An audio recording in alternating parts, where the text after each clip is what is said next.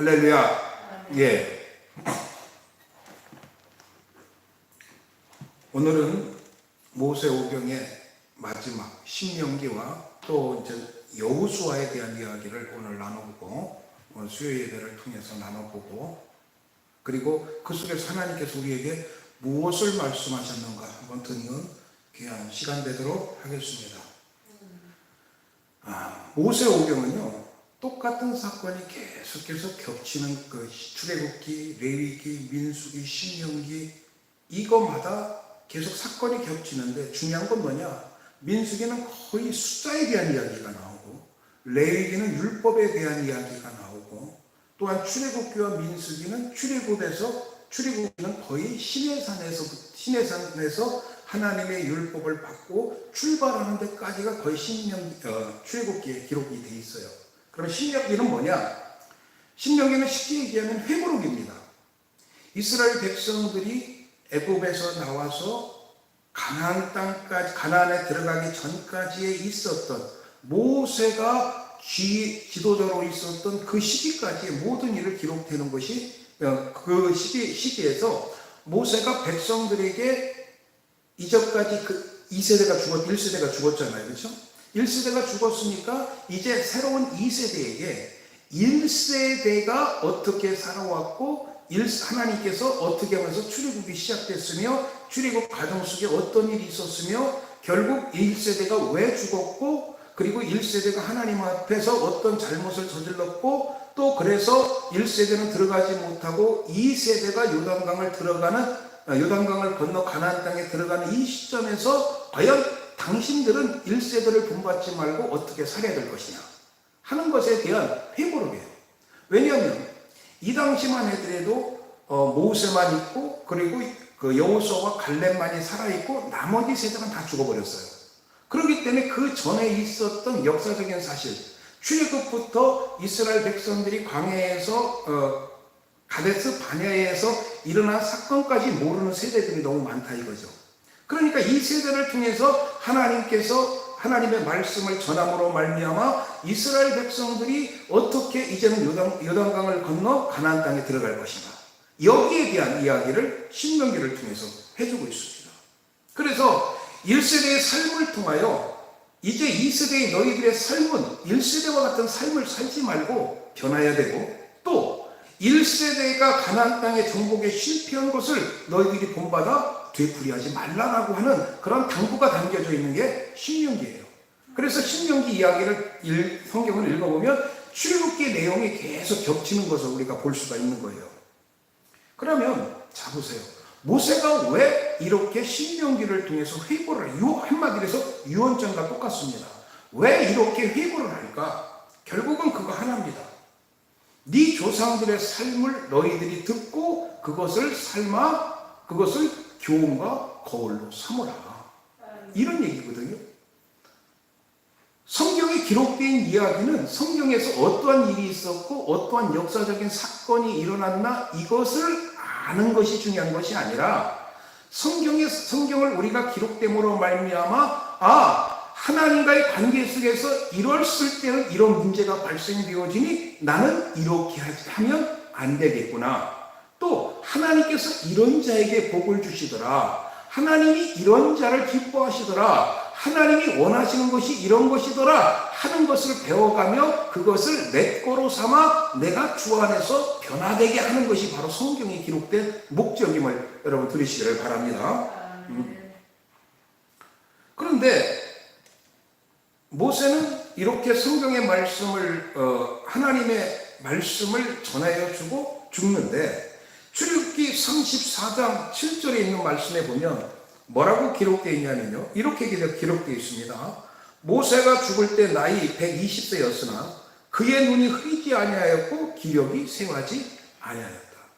그러니까 모세는 쉽게 얘기해서 병들어 죽은 것도 아니고 죽을 때가 죽은 것도 아니라 하는 것을 분명히 성경은 말해주고 있어요. 이때만 해도 힘이 펄펄 날았다는 얘기죠. 이 얘기를 통해서 우리에게 들려주시는 그 메시지는 뭘까요? 쉽게 얘기해서 이거예요. 모세의 역할이 끝났다는 겁니다. 하나님께서 모세를 여기까지 쓰기를 원했다는 거예요. 모세는 하나님의 일을 더할 수 있는 힘도 있고 능력도 있지만은 하나님께서 뭐냐? 여기까지가 네가 할 것이다.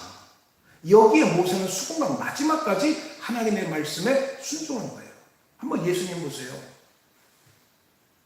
대제사장과 그의 무리들이 예수님을 잡으러 왔을 때 예수님 그런 말씀을 하십니다. 내가 12영이나 더 되는 천사들을 이용해서 저들을 물리칠 수 있으나 그것은 아니라는 거예요. 왜 그러냐? 하나님의 뜻에 순종하기 위해서 나는 그것을 받아들인다는 얘기죠. 모세도 마찬가지예요. 자신의 혈기가 있어요. 자신의 힘이 남아 돌아가요. 그럼에도 불구하고 자기의 역할이 있기 때문에 그 역할을 감당하는 것. 이게 바로 직분자들이 해야 될 일이에요.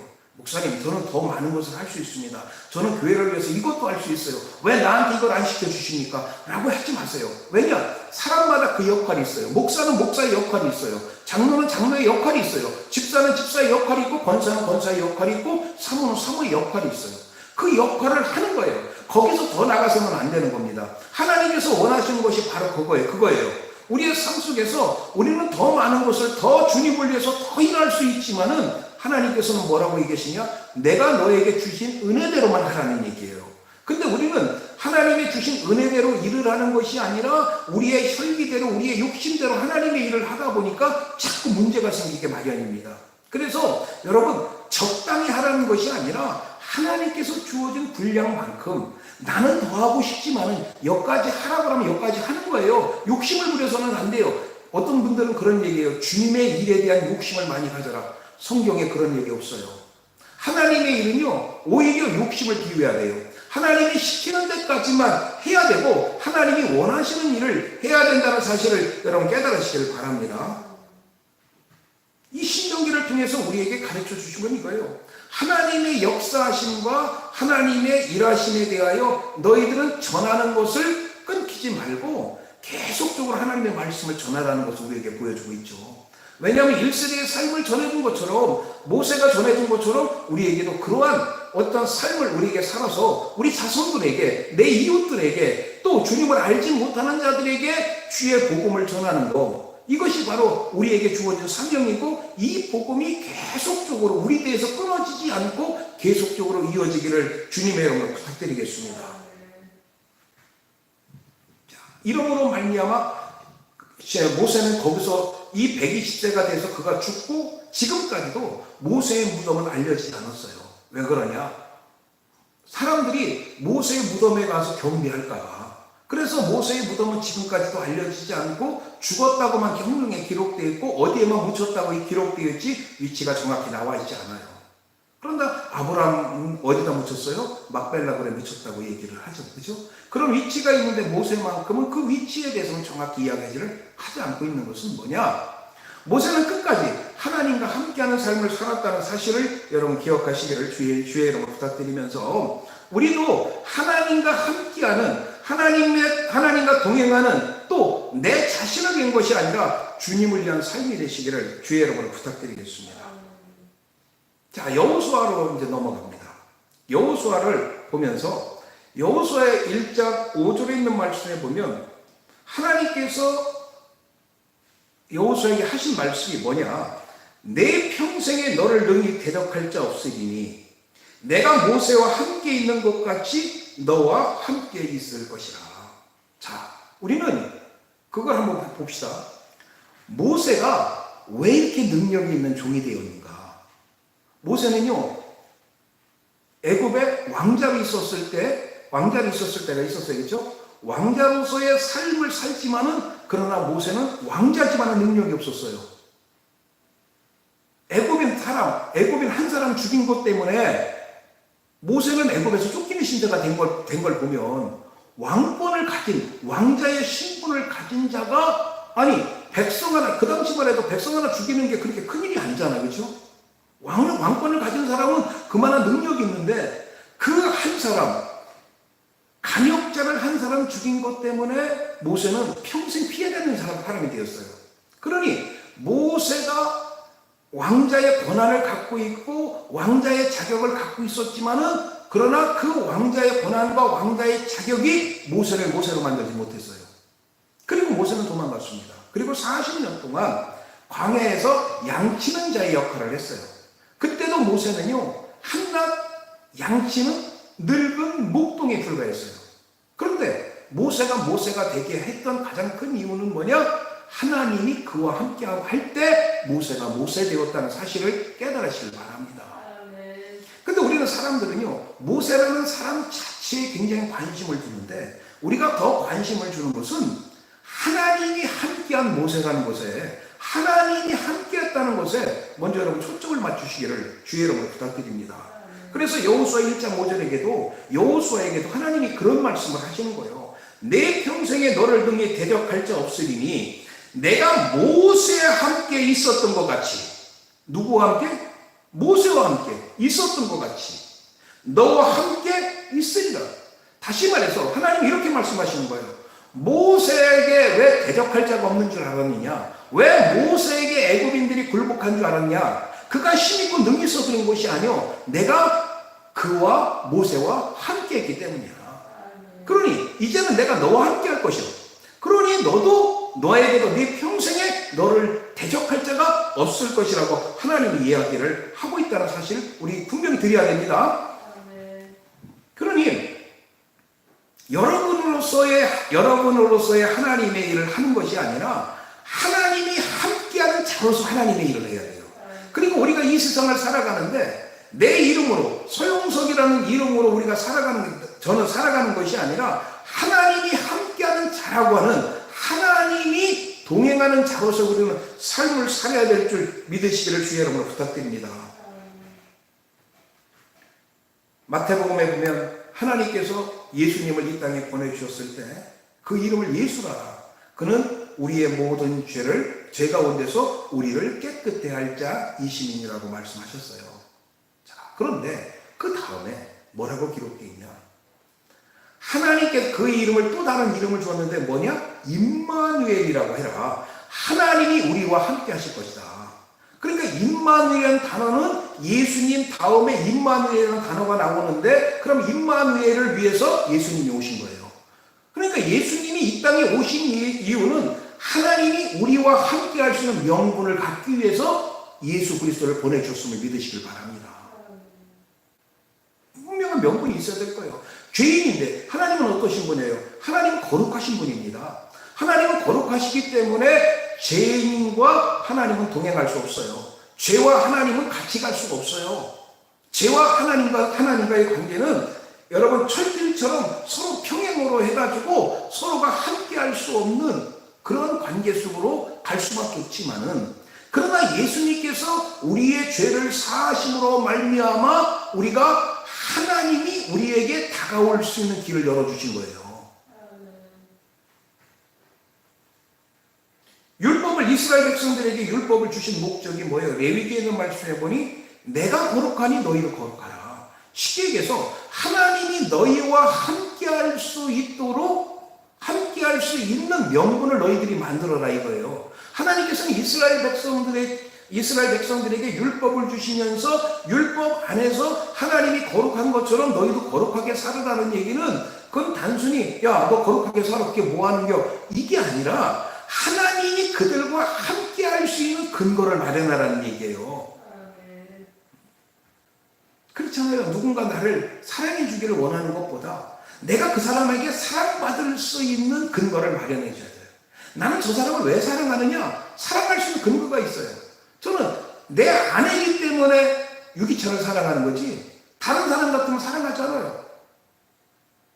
우리 초등학교 동창 여자들이 그래요. 저보고 왜 너는 네 부인한테는 참 잘하면서 왜 우리한테는 그렇게 대하느냐고. 그럼 제가 하는 얘기가 있어요. 니들은 내 부인이 아니잖아. 맞잖아요. 분명히 내가 가까이 하고 내가 잘해줄 수 있는 근거는 분명하게 있는 거예요. 우리 성도들에게도 제가 잘해줄 수 있는 근거는 나와 함께 주님께서 나와 함께 가라고 붙여준 성도이기 때문에 내가 그들을 위해 헌신하고 봉사할 수 있는 거예요. 이겁니다. 우리가 지금 이제 남편 이승우 씨를 위해서 기도하고 있는 것도 참 그런 것 같아요. 우리가 이 교회에 이사 와서 리모델링 하면서 가장 어렵고 힘들었을 때 이사장이 나타났어요. 그리고 여기에 어수선한 모든 것을 사람들을 통해서, 이사장의 통일을 통해서 하나님께서 이렇게 아름다운 교회로 만드셨습니다. 그러면 자, 하나님께서 분명히 우리가 어려울 때 보내준 자는 그가 어려울 때 하나님께서 분명히 돕겠다고 하는 분명한 하나님의 약속이 있다고 저는 믿습니다. 그렇기 때문에 우리 교인만이지만 그를 위해서 기도하는 것은 바로 하나님은 굉장히 어떤 일이든 간에 하나님은 우연으로 일하시는 분이 아니라 하나님은 필연으로 일하시는 하나님이라는 사실을 여러분 믿으시기를 바랍니다. 그렇기 때문에 우리가 그렇게 하는 거예요. 또 하나님의 백성은요, 이제부터 왜 여호수아에게 하나님께서 너와 함께 하겠다고 얘기를 하냐면, 여호수아는 그쪽에 있는 우리가 육신적으로 보면 가나안 땅의 거민과 싸우는 것으로 우리는 볼 수 있지만은 내면적으로 있는 것을 보면 가나안에 실존하고 있는 그 우상과 풍습과 싸우라고 하나님께서 세우신 거예요. 그것을 헤쳐가면서 그들과 연합하지 말고 그들의 우상을 다 버리고 하라는 거예요. 여호수아가 나중에 그러잖아요. 여호수아가 마지막 때 백성들에게, 그러나 그것을 이루지 못하니까 여호수아가 마지막 유언처럼 백성들에게 그런 말을 합니다. 백성들을 다 불러 모아놓고 하는 얘기가, 너희는 이 땅의 신이든지 여호와 하나님이든지 하나를 섬겨라. 나와 우리 가족들은 오직 여호와만을 섬기겠노라. 결단 하나 이거예요. 그러니까 여호수아에게 하나님께서 단순히 가나안 땅에 있는 백성들을 몰아내는 것뿐만 아니라 영적인 싸움에서도 승리하라고 하나님께서 너와 함께 하겠다고 약속하신 것임을 깨달으시길 바랍니다. 여호수아 1장 7절부터 8절에 있는 말씀을 보니 하나님께서 이렇게 말씀하십니다. 너는 오직 강하고 극히 담대하여 나의 종 모세가 내게 명령한 그 율법을 다 지켜 행하고 자르나 오르나 치우치지 말라. 그리하면 어디로 가든지 형통하리라. 이 율법책을 내 입에서 떠나지 말게 하며 그 가운데 기록한 대로 다 지켜 행하라. 그리하면 내 길이 평탄할 것이요 내가 형통하리라. 자, 하나님께서 지금 누구와 함께 하고 싶어요? 이제는 새로 세운 여호수아와 함께 하고 싶어요. 근데 여호수아에게 하나님은 뭐냐? 내가 너와 계속적으로 함께 할 수 있도록 너는 그 근거를 마련해야 된다.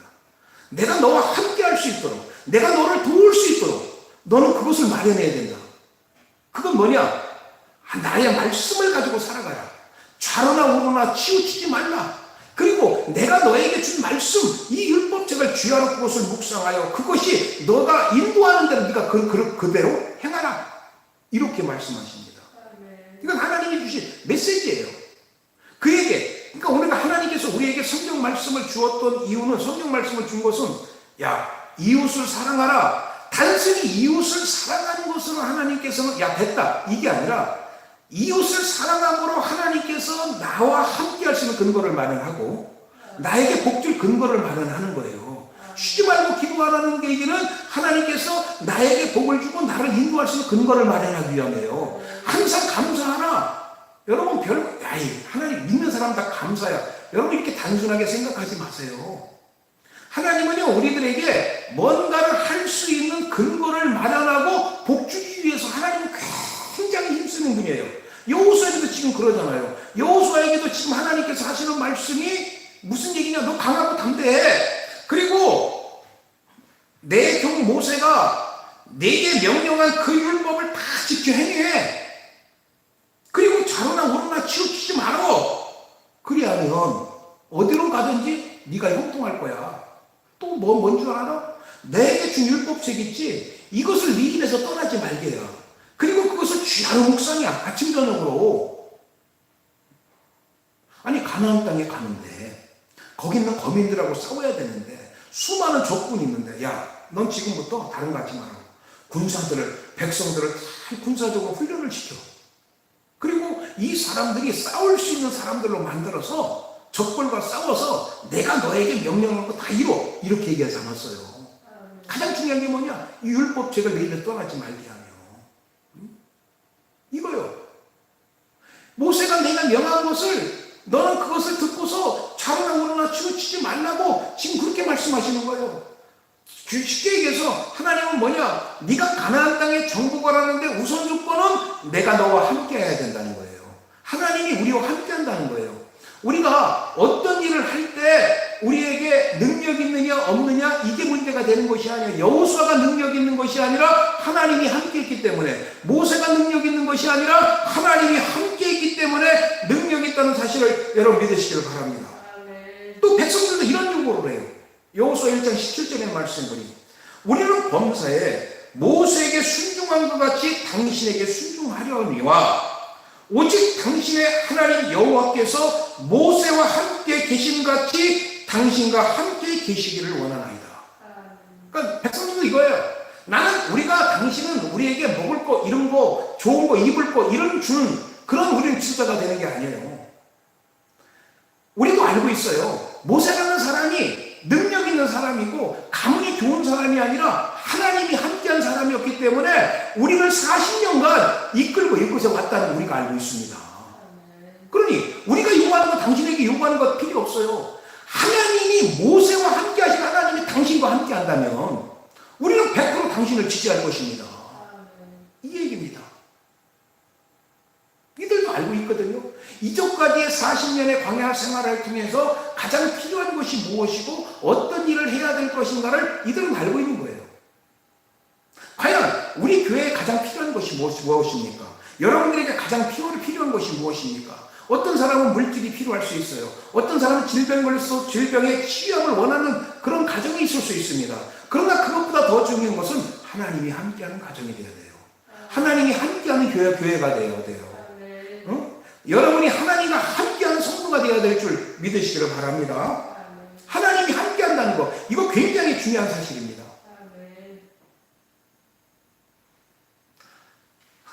건물이 크고 성도가 많은 교회보다 하나님이 함께하는 교회, 성령님이 함께하는 교회, 이런 교회가 정말로 복받은 교회요. 인정받는 교회임을 여러분 믿으시기를 부탁드리겠습니다. 자, 이곳에서 이제 백성들은 이곳에서 이제는 여호수아와 백성들은 가나안 땅에 대한 열망을 갖고 이제 새로운 시작을 해서 요단강 동편에서 준비를 하고 있습니다. 어떤 식으로 준비를 하냐? 이제는 거기서 가기 전에 시딤에서 요단강 동편까지 딱 이제 옮겨와요. 시딤이라는 곳에 이제 묵어서 거기서 모세가 죽고 이제는 어디요? 가나안 땅에 들어가기 위한 요충지를 잡기 위해서 이제는 요단강 있는 곳으로 그들은 서서히 모이기 시작합니다. 근데요, 여러분, 발 없는 말이 천리 간다는 거죠. 지금 요단강 서편에서 어마어마한 일들이 벌어졌잖아요. 시온과 옥의 왕이 죽고 거기에 두려워서 발락이라는 왕은 이스라엘 백성들을 갖다 저주하기 위해서 저 멀리 메소포타미아에 있는 발람이라고 하는 선지자를, 그들의 그 주술자를 끌고 와서 그들을 저주하려고 했지만은 저주하지 못해요. 이런 일들이 어디로 소문났을까요? 발 없는 말이 천리를 간다고 요단강 동편에 가든지 소문이 난 거예요. 이 사람들은 알고 있어요. 이스라엘 백성들이 애굽에서 나올 때 이들의 목표가 어디냐? 가나안 땅이라는 걸 알고 있어요. 그러면서 이들에 대해서 굉장히 지금 같은 레이더나 정보망이 있어 사람들의 어떤 것을 일거수일투족을 말이야 정찰기를 통해서 이렇게 하는 것처럼 그렇게 하겠지만은, 그러나 지금은 어떡합니까? 이 사람들에게 가장 중요한 일은 뭐냐? 소문을 듣는 거예요. 이들에게는 벌써 무슨 소문이 들렸느냐? 야, 지금 거의 180만 명이나 되는 그 이스라엘 백성들이, 히브리 사람들이 이 가나안 땅에 들어오고 있어. 지들 땅이라고. 그런데 들리는 이야기에 의하면 그 홍해가 말이야, 이스라엘 백성들이 건너가려고 하니까 말라버려갖고 이스라엘 백성들이 건넜대. 근데 중요한 것은 그들의 신인 여호와라는 신이 그들을 위해서 그렇게 일하신다는 거예요. 오면서 그들이 배고플 때 그 여호와라고 하는 신은 그들에게 만나를 주었고, 또 그들과 싸우는 사람들마다 여호와라는 신이 그들과 함께 하심으로 말미암아 그들이 승승장구했어. 얼마 전에는 요단강 서편에 있는 시온이라는 땅에, 시온과 옥의 왕 우리가 알잖아. 그 사람들 얼마나 용맹스러웠나. 이 사람들이 얼마나 막강한 군대임에도 불구하고 이스라엘 백성들과 히브리 사람들과 싸우러 나갔다 전사를 했대요. 그리고 이 사람들이 지금 가나안 땅에 들어오기 위해서 사람들이 지금 몰려 있어. 몰려가지고 이 요단강이 지금 범람하는데 요단강이 이제 끊기기를 지금 바라고 있다는 얘기가 있어. 그래요? 우리도 마찬가지잖아요. 북한이 쳐들어온다는 게요. 전쟁이 일어나는 게요. 그러면 사람들이 두려워요, 안 두려워요? 두려워요. 그러니 지금 인심이 흉합니다. 그래서 낯선 사람만 보기만 하면 이 사람들은요, 낯선 사람만 보기만 하면 그 사람들이 혹시 자기들을 정탐하려고 오는 히브리 사람이 아닌가, 이런 걱정과 염려 때문에 사람들도 굉장히 감축체제가 굉장히 심한 이때 여호수아는 백성들은 시딤에서 요단강 동편으로 서서히 몰아놓고 서편에 있는 그 가나안 땅에 들어가는 그 길목에 여리고라는 성이 있어요. 이 여리고라는 성은 어떤 성이냐면 성 높이는 별로 안 되는데 절벽 위에다가 성을 줬어요. 쉽게 얘기하면 우리 여기 청주 상장산성 가면 상장산성 앞에 쫙 깔아있고 산성이라고 하는 성의 높이는 별로 안 되지만은 밑에 많이 파여 있어갖고 밑에서 보면 성 높이가 굉장히 높여 보이잖아요. 그죠? 여리고 성은 바로 이런 성이에요. 그래서 그 원하는 길로 가지 않고 성을 정복하려면 웬만한 사람들은 그 성을 정복하기가 그런 천연 요새에 성을 쌓았기 때문에 사람들이 그 성을 정복하기가 힘들어요. 그 정도로 그 성은 견고합니다. 그리고 성이 이중성으로 돼 있어갖고, 이중성으로 되었고, 밖에 있는 벽에 사람이 살고 있고, 또 안에 또 성벽이 있기 때문에 성벽 두께가 너무나 두꺼워가지고, 거기서 마차가 다닐 수 있는 그런 어마어마한 성이에요. 그러니까, 지금 같은 경우로서 대포를 쏴도 그걸 무너뜨리기가 굉장히 힘든 아마 그런 구조를 갖고 있는 여리고성이에요. 그런데 이 사람들은 기필코 이 여리고성을 함락시켜야 돼요.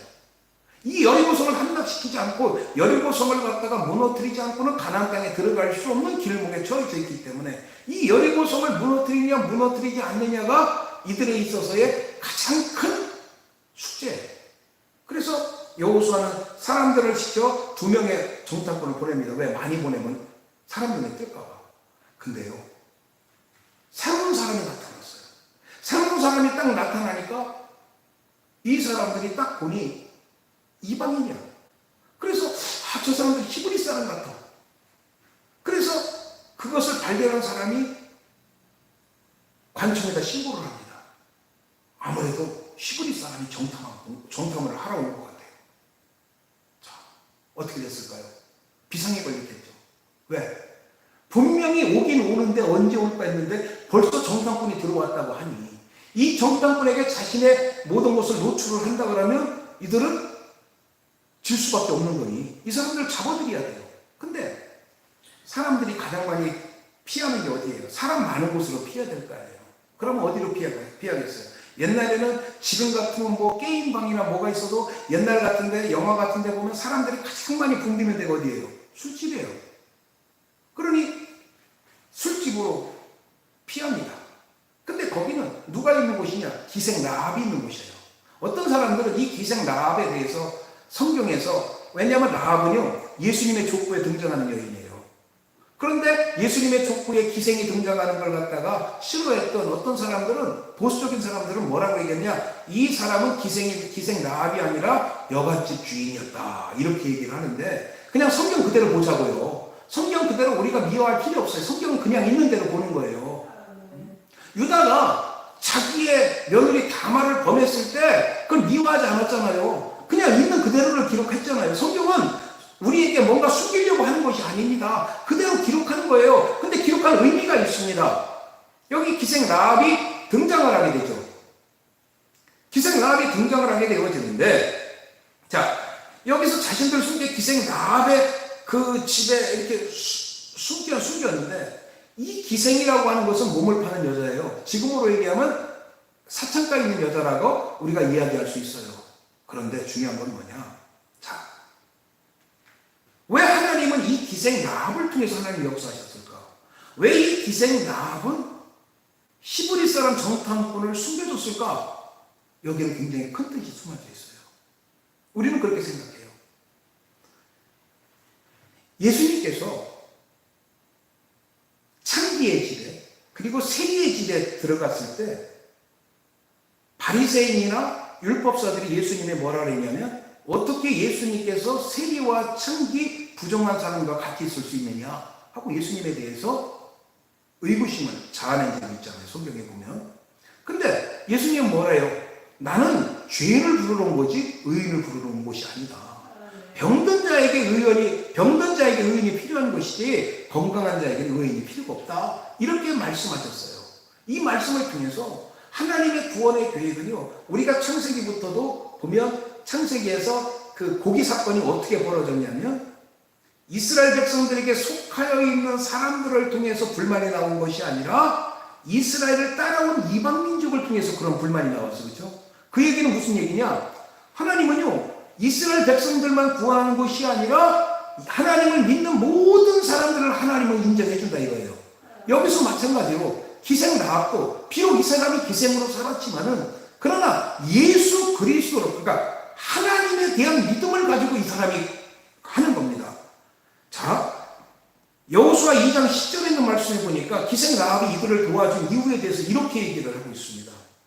너희가 애굽에서 나올 때 여호와께서 너희 앞에서 홍해물을 마르게 하신 것 일과 너희가 요단 저쪽에 있는 아모리 사람의 구왕 시온과 오게게 행한 일, 곧 그들을 전멸시킨 일을 우리가 들었느니라. 이게 무슨 얘기예요? 하나님이 하시는구나. 이걸 믿은 거예요. 기생 라합은. 그렇기 때문에 이 사람들은 히브리 사람을 믿은 것이 아니라 뭐를 믿은 거예요? 하나님을 믿은 거예요. 하나님을 믿기 때문에 히브리 사람을 도와준 거예요. 여러분, 우리가 이웃에게 봉사하고 헌신하는 그 이유가 뭐냐? 우리가 예수 그리스도를 믿기 때문에 그러는 거예요. 그게 주님께서 우리에게 말씀하시는 것이고 그게 사랑이기 때문에 우리가 행하는 것임을 여러분 깨달으시길 바랍니다. 그런데 자 보세요. 하나님의 구원은요, 그가 누구인지에 대해서 묻지 않습니다. 이 여자가 지금 기생이라도 하나님은 이가 기생으로 살았다는 것에 문제를 삼지 않았어요. 이방인이라도 하나님은 네가 과거에 우상을 섬겼어도 이건 하나님 앞에 문제가 될 필요가 없는 거예요. 어떤 사람들 그래요. 시대의 살인마가 교도소 안에서 예수님을 믿었다. 어떻게 그 사람이 구원받을 수 있느냐 이야기를 합니다. 이야기할 필요 없어요. 하나님께서 그를 택하였고 그가 어떤 상황이고 어떤 사람인지 상관이 할 수가 없어요. 우리가요 그런 얘기를 합니다. 사람들이 굉장히 오해해요. 동성애자에 대한 이야기를 합시다. 우리는 동성애가 죄예요. 그렇죠? 분명한 동성애는 죄예요. 이게 하나님의 순리를 거스르는 영이에요. 그렇기 때문에 분명히 이건 죄예요. 그러면 사람들이 그렇게 동성애를 갖다가 죄로 인정을 하면 동성애자는 구원받을 길이 없다. 언제 그랬어요? 동성애자들에 대하여 그 사람들이 동성애자도 죄인이고 예수 믿지 않는 모든 사람들은 죄인이에요. 그 사람들은 똑같은 선산에 있는 거예요. 그렇죠? 선상에. 자, 술집을 다니든 뭐를 하든 간에 몸을 팔든 그건 주님 앞에서 아무런 상관이 없어요. 과거의 삶은 상관이 없어요. 우리가 예수 믿고 그런즉 누구든지 그리스도 안에 있으면 새로운 피조물이라 이전 것은 지나갔으니 보라 새 것이 되었도다. 사도 바울이 예수님을 믿기 전에 예수님을 믿는 자들을 핍박하는 사람이었어요. 그런데 사도 바울이 예수님을 믿고 난 다음에도 사람들은 어떻게 저 사람이 예수를 믿었냐 믿지 않았어요. 그러나 하나님은 그를 통해서 일을 하셨습니다. 과거의 삶은 어떤 삶이든 상관이 없는 거예요. 우리는요 동성애에 대해서 그것은 분명히 잘못된 것이라고 우리는 당연히 이야기할 수 있어요. 그러나 동성애에 대한 우리는 긍휼한 마음을 가져야 되는 거예요. 그럼 그 사람들이 구원받을 길이 없어요? 아니요. 구원을 받을 수 있습니다. 희생 라합도 지금 구원을 받는데. 그리고 예수님의 족보에 떡하니 이름을 올려놓은 사람이 이 희생 라합인데. 우리는 굉장히 선입견을 갖고 성경을 보고 선입견을 갖고 사람을 보고 선입견을 보고 모든 것을 판단합니다. 예수님을 믿을 수 있는 자격은 아무것도 없어요. 그가 뭐하든 나이가 몇 살이든 어디에 살고 있든 그 직분이 뭐든 무엇을 하고 있든 이거와 전혀 상관이 없어요. 자격이 상관이 없어요. 믿으면 믿고 변하면요 새로운 삶이 시작되는 거예요. 저는 이 기생 라합을 만나는 것이 우리에게 주는 메시지가 저는 이런 메시지라고 보는 거예요. 비록 기생으로 살았지만은, 이전까지 기생으로 살았지만은, 먹고 살기 위해서 그런 삶을 살았지만은, 그런데 어떻게 해요? 이야기를 들어보니 이제 내가 사는 길이 있구나. 여호와 하나님을 믿어야 되겠구나. 이렇게 결정을 한 거예요. 그래서 라합이 그렇게 고백을 하잖아요. 죽음을 무릅쓰고 사람들이 자기를 잡으러 왔음에도 천장에 숨겨놓고 그 천장 밑에다 상대를 놓고서 숨기잖아요. 그 사람들의 모습을 다 감추고 있잖아요. 그러고서 그런 얘기를 하잖아요. 그들에게 이야기를, 내가 너와 너희들한테 돈을 요구하는 것도 아니야. 응? 다른 거 요구하는 것이 아니야. 내가 요구하는 것은 다른 게 없어. 분명히 이렇게 얘기를 했잖아. 너희들이 와서 지금까지 여기 와서 어떤 일이 있었고 여기까지 지금 어떻게 왔는가 기생 라합이 알 정도면, 그쵸? 이것이 지금 그 전체 소문이 난 거예요, 안 난 거예요? 그러니까 여러분 사람들은요 마음적으로는 심적으로는 히브리 사람에 대한 굉장히 두려움을 갖고 있어요. 이 두려움은 그들이 힘있고 그들이 능력 있는 것이 아니라 하나님이 함께 하시기 때문에 그렇다는 사실을 여러분 깨달으시길 부탁드립니다. 한번 이거 한번 우리가 생각해 봅시다. 내가 목사기 때문에 내가 기도할 때 사단이 목사를 무서워하는 게 아니에요. 나와 함께 하신 예수님이 두려워서, 또 내가 누군가를 위해서 기도할 때 내가 기도의 능력이 그 기도를 많이 해서 그런 것이 아니라 나와 함께 하시는 주님이 능력이 있기 때문에 그것이 나타나는 것이죠. 저는 옛날에 누군가를 위해서 기도할 때 저는 잘못된 생각을 가졌어요. 내가 며칠 동안 금식하고 기도하지 않으면 아픈 사람도 아픈 사람이 있다 할지라도 기도해 주지 않고, 저는 그런 생각을 가졌어요. 왜? 나에게 능력이 없으니까. 근데요 한 일주일 정도 금식하고 막 그러면요 누군가 막 기도해 주고 싶은 마음이 생겼어요. 근데 지금은 그렇지 않습니다. 나와 함께하는 주님이 하시는 거지 내가 할 수 있는 것은 아무것도 없어요. 지금 우리는 이 기생 라합의 이 고백을 굉장히 깊게 드려야 돼요. 여호와 하나님이 너희와 함께 하셔서, 여호와 하나님이 너희와 함께 하셔서, 니들이 능력이 뛰어난 것이 아니라 니들이 힘이 좋고 능력이 있어가지고 저쪽에서 시온과 옥의 왕을 갖다 너희들이 물리친 것이 아니라 너희와 함께 하신 여호와께서. 아니 사단이 왜 저를 무서워하겠어요? 저도 죄인인데. 그러나 사단은요 저를 무서워하는 것이 아니요 저 뒤에 있는 배경 예수 그리스도를 무서워하는 거예요. 그래서 우리가 항상 주의 이름으로 나가는 거지 내 이름으로 나가는 게 아니야. 어떤 사람들은 내 안에 주님이 있기 때문에 내가 내게 명하노니 사단아 물러가라, 이게 아니거든요. 내 안에 있는 예수의 이름으로, 내 안에 있는 예수의 이름으로. 근데 우리는 우리와 함께하는 주님을 너무 많이 가려버려요.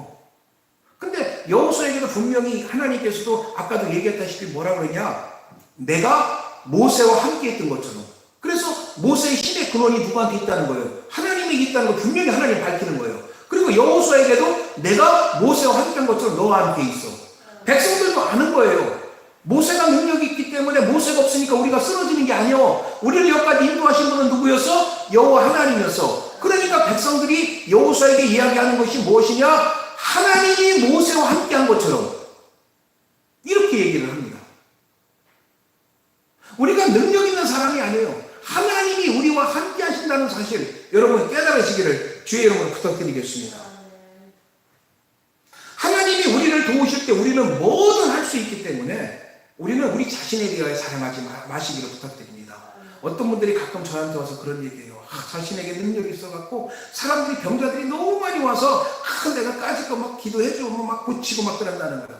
솔직해서 교만에 끝에 올라가 있는 거예요. 왜 자기를 자랑해요? 우리는 자랑할 게 예수밖에 없어요. 주님이 하셨습니다. 주님이 하십니다. 주님이 하실 것입니다.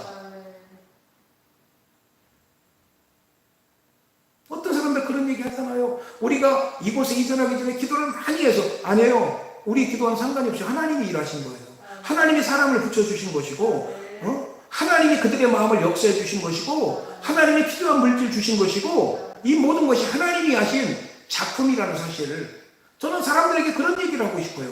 우리 나누는 교회는 하나님의 작품이었다. 작품이었다. 그때 그러면 그렇게 해주겠다 그랬더니 이 사람이 뭐라고 얘기했냐. 그러면 네가 우리를 그러면 그래서 우리는 그래서 너를 도와주는 거니 니들이 이 여리고성을 함락할 줄 다 안다는 얘기죠. 그렇죠? 그때 우리를 살려달라고 요구를 합니다. 그때 정탁군이 뭐라 하냐면 그러면 자 여기다가 너희 집에 밧줄을 매달아 놔라. 그리고 전쟁이 일어나면 그곳에서 나오지 말고 그 안에만 있는 사람들은 다 우리가 살려주겠다. 이런 약속을 합니다. 그리고 만약에 돌아다니다가 죽는 것은 그럼 우리의 책임이 아니다. 우리가 약속한 것은 어디로 약속했어?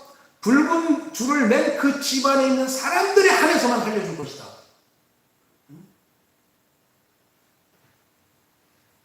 이스라엘 백성들이 애굽에서 마지막 10번째 재앙의 장자의 죽음 속에서 뭐라고 얘기를 했냐? 문인방과 문설주에 어린 양의 피를 바르고 그 안에 들어가 먹는 자의 한해서만 살려준다 그랬죠.